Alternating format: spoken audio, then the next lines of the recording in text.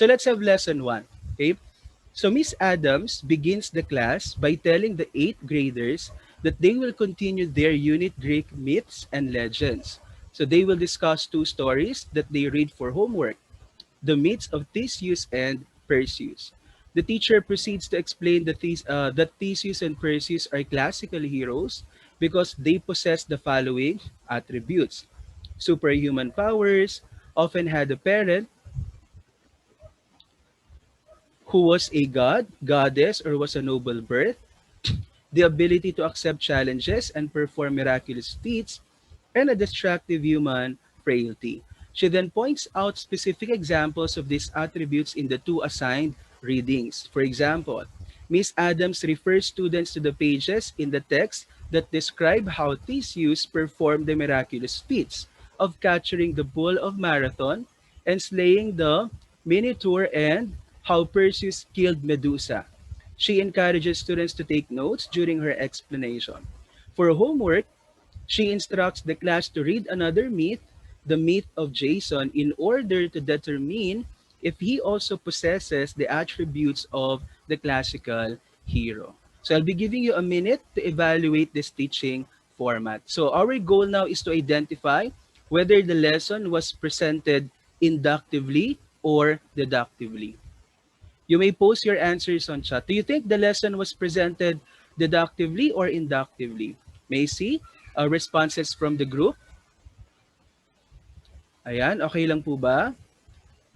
So what teaching format was observed, no, in this lesson presentation?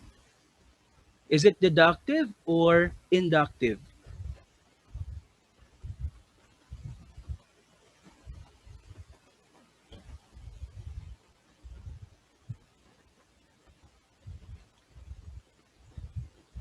Okay, so we have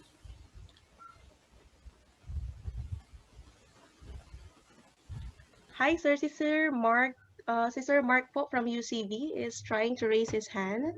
okay. Saan ko ba usually pwedeng makita 'yon? Sige ma'am, patulong na lang ako, no, for those who are Sure actually po. raising their virtual hands. Sir Mark po ba? Hi, Sir Sir, I Mark. think good morning po by the way. Good morning, Sir Mark. I think deductive po siya. Okay, so thank you very much po. No, I agree. No, the lesson was actually delivered in expository format, no, or in traditional lecture. So yung lesson, it was already presented in final form, correct? So yung topic, no, the principal content to be learned by the students was already communicated explicitly at the beginning, and then nagbibigay na ng specific example. So this lesson is actually presented in lecture format or expository. And deductive method generally comes in lecture or expository format. So kung titingnan po natin, no, after stating the generalization, the teacher proceeded, no, to giving specific examples of each attribute from 2 stories. So here, the teacher is the major source of information. Ano ang naging responsibility ng mga estudyante dito? Hi Sir Mark, good morning. Ano po yung naging responsibility ng mga estudyante dito? If the teacher here, no, served as the major source, ano lang po yung na-observe ninyong naging contribution ng mga estudyante sa teaching format na to? I think, sir, will you please repeat the question, sir?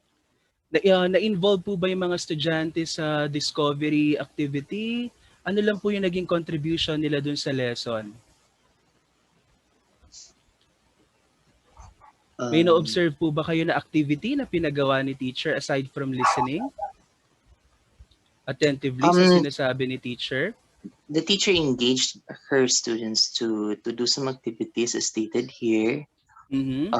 Based from the literature that she asked them to read po. Okay.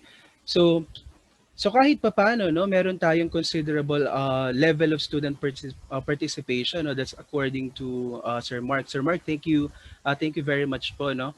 So I agree with you, no. So there is actually a little, no, level of student participation. So si teacher, as observed in this teaching format, siya po yung naging major source of information. At kung papansinin po natin, ang naging contribution or the only contribution or responsibility that the students had was actually to listen attentively, no? For them to learn the information the teacher was telling them. So, nagiging passive po yung environment. Okay? So, sino po yung nakitaan natin ng galing sa lesson presentation na to? Si teacher. Okay? The lesson shows the demonstration of the teacher's reasoning abilities but not the students being engaged, no, in reasoning themselves. So let's have, so that is lesson 1.